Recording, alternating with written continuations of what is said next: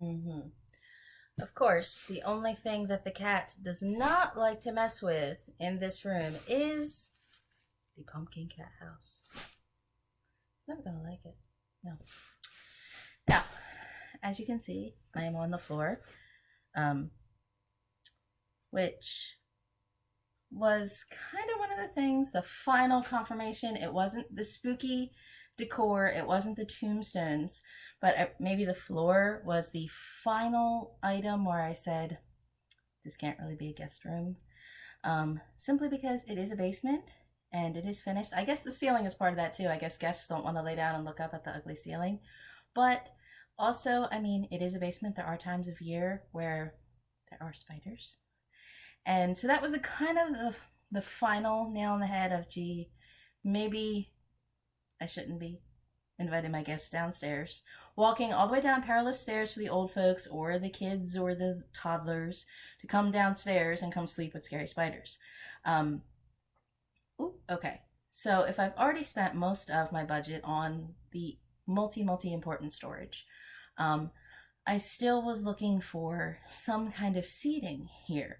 Now we play the Wii down here on the other side of the room, and I have my delicious pumpkin ottomans down here, which kind of worked. It was like, okay, wow, you're taking turns playing the game. You just want to pop down, sit down for something for a minute. Well, boom, you kind of pop down on a pumpkin ottoman, and they're just kind of like fun, kind of loungy kind of chairs, right? But my husband said, well, you should just get proper seating down here. I mean, come on. And when I was thinking of this as a Dark Shadows room, as a guest room, I immediately, of course, wanted some kind of cool green couch. And, there are different timelines in Dark Shadows. There's one time where they have a really cool Victorian red couch, and there's another different green kind of settee when you're in the actual Collinwood drawing room. But the big kind of main square chunky 60s couch is what's the big common one.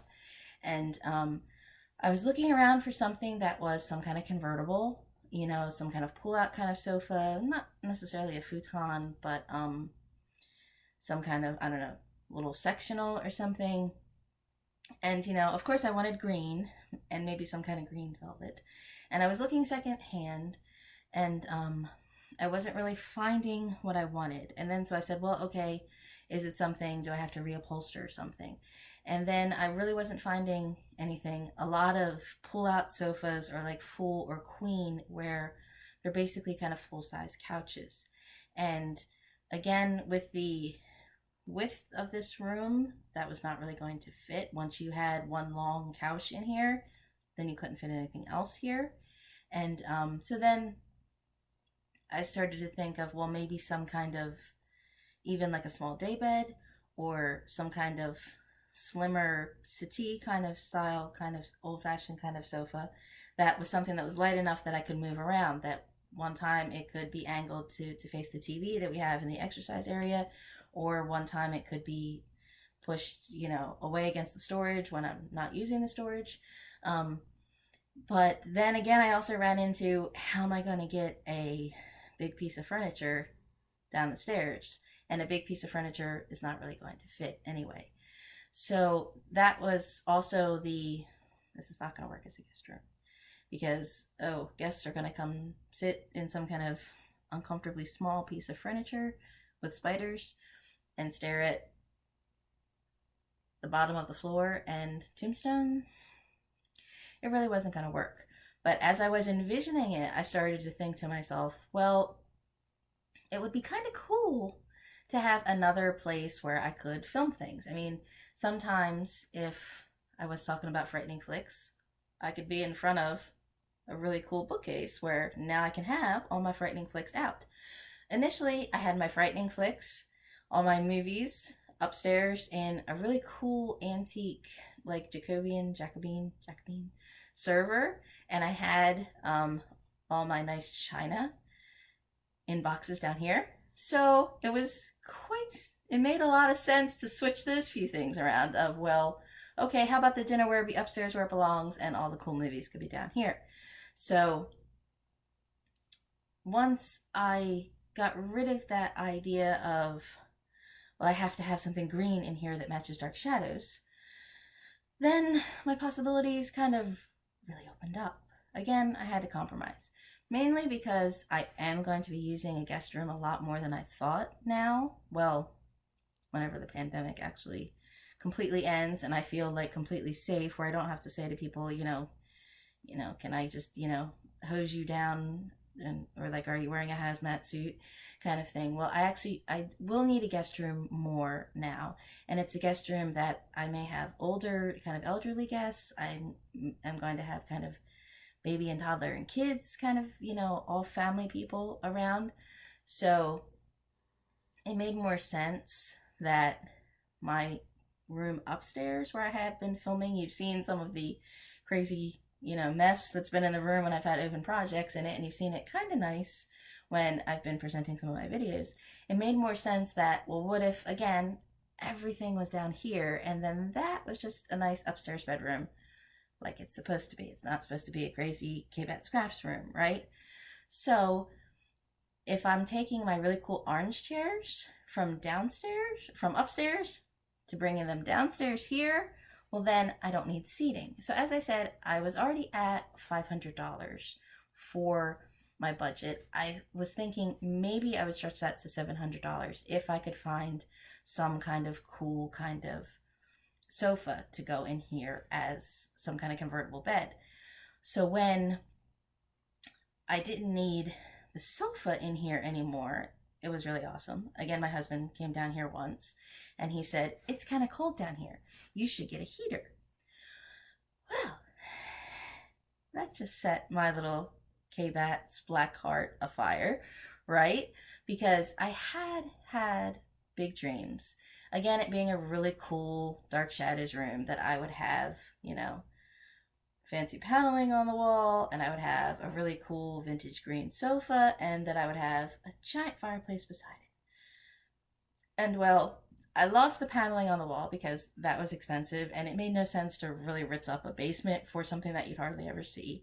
And I lost the green settee to make it look like the Dark Shadows Collinwood, their drawing room, but that gave me the money to get a fireplace.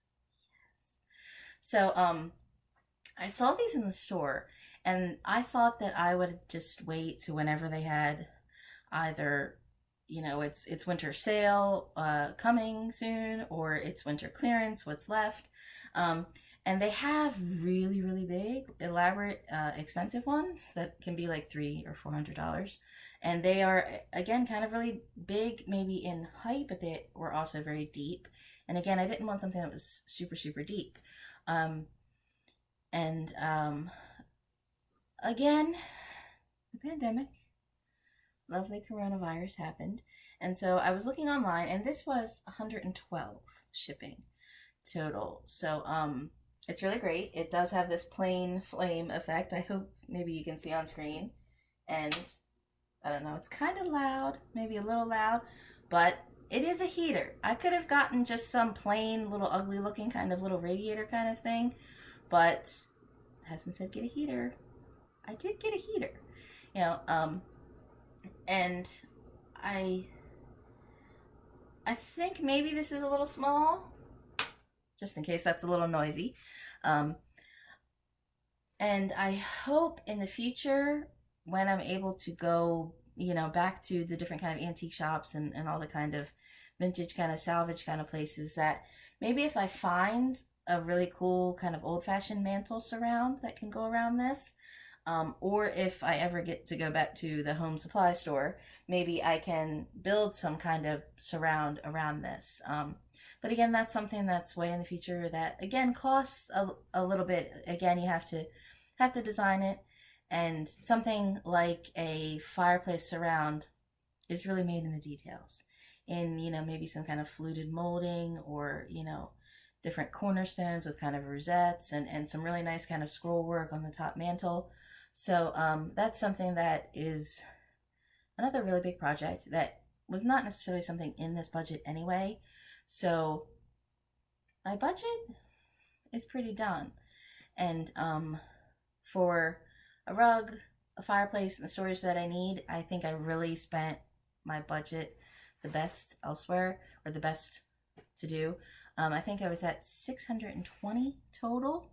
So, which it is a lot. I realize that some folks, that can be kind of hefty, but again, I think the idea is to see what your space needs the most, and or use for one big ticket kind of piece. By eliminating a piece that I didn't need in the sofa, I was able to get a fireplace, a heater. It's really just a heater, right? No, it's a fireplace. I was able to get something that, yes, has a nice aesthetic, but does serve a purpose. And as I said, getting the storage that you need, can really help, declutter and get something organized and free up a space and make it look really nice. And Bigfoot can really add a lot to your room as well. So I'm at the point now where I have to get my furniture, the rest of my furniture in the room, which isn't so bad. The smaller a couple side tables for my old-fashioned lamps and my really cool orange chairs, they're pretty easy to get down here. I've already got some of my work kind of storage and carts down here. Once this wasn't a guest room, once this became my kind of studio room, I didn't have to worry anymore about necessarily hiding the back half of this room, or I have some ugly storage. So that means, again, that I can maximize the space with the zones in this room. You come down and there's some inviting, well, except for the spooky things, I suppose. Storage. I have nice spooky storage. And then here I have a seating area. And then because I'm not worried about having to block off the room for guests with where I initially thought my tombstones would be, or where I thought I might have some kind of curtain to make it, again, like the Dark Shadows kind of. Collinwood had those really great windows and this really great kind of velvet drapes, which I do have. I do have some nice, like, orange kind of velvet curtains that maybe I will find a place to utilize in here in the future, but that's one of the last kind of things to worry about. But because I don't need to hide all that storage from guests, I gain another 5 feet. So I'm able to have storage, seating, and my own workspace.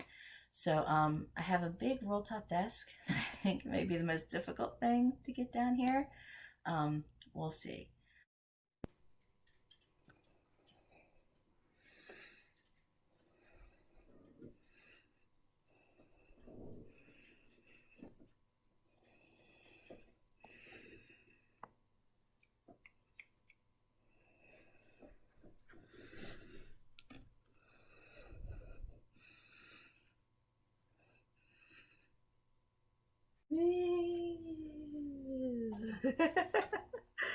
Hello again, horror addicts. As you can see, this is, maybe you can't see. There we go. This is the other side of the room. This was the part of the room that I was initially concerned with hiding when I thought this might be a guest room. But as we threw the guest room to the wayside and we are making this a total multi-purpose studio for me, that means I can use all of this space. Initially, this pole has a beam above it where that was going to be the dividing line. Initially, again, if you recall some of the photos, this was where I had all my tombstones stored around this pole.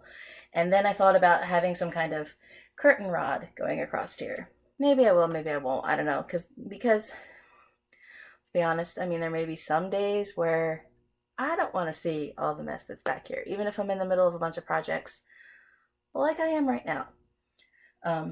Like the dress that I probably should have finished in February. Yeah. And where are we now? June? This is maybe the 4 feet that makes up maybe this kind of 14-foot kind of space. So I have a long shadow box upstairs, which is actually kind of my main kind of desk area. So I can have that here as sort of the divider line between the seating area and the work area. And my roll top desk will be here. And I actually have a kind of rolling kind of cart here that has all my painting mess. If you may recall, these guys were in a video and they were really bright and silver shiny. Now, not so much. Because what does Kbatz do? Paint everything black. except my Bigfoot walls, right? So I'm able though to have a really nice workspace here where it's sort of a U-shaped kind of desk. And because this car is mobile, I kind of have options. I can bring it forward, I can push it aside. Obviously, maybe the pole could be a problem. I'm not sure. I don't think so. I think we'll find out. It actually rolled away over there, but I actually sit on an exercise ball when I'm at my desk, even when I'm sewing, which maybe is not a good idea. But the reason I like the exercise ball was because when I'm sitting in my kind of little L kind of section, I'm able to kind of move easily from one side to the other. And here, the pole might get in the way. I feel like I should sew or make some kind of bumper pads. And just in case I fall off my exercise ball, like, you know, Kbatz could be prone to do. I'm not, but you never know. My parents' basement did not have walls like this or poles like this. We actually had, my parents had they built their house, and we had these giant 100-year-old, they were salvaged from a big barn, these giant timbers that lined the whole of our house.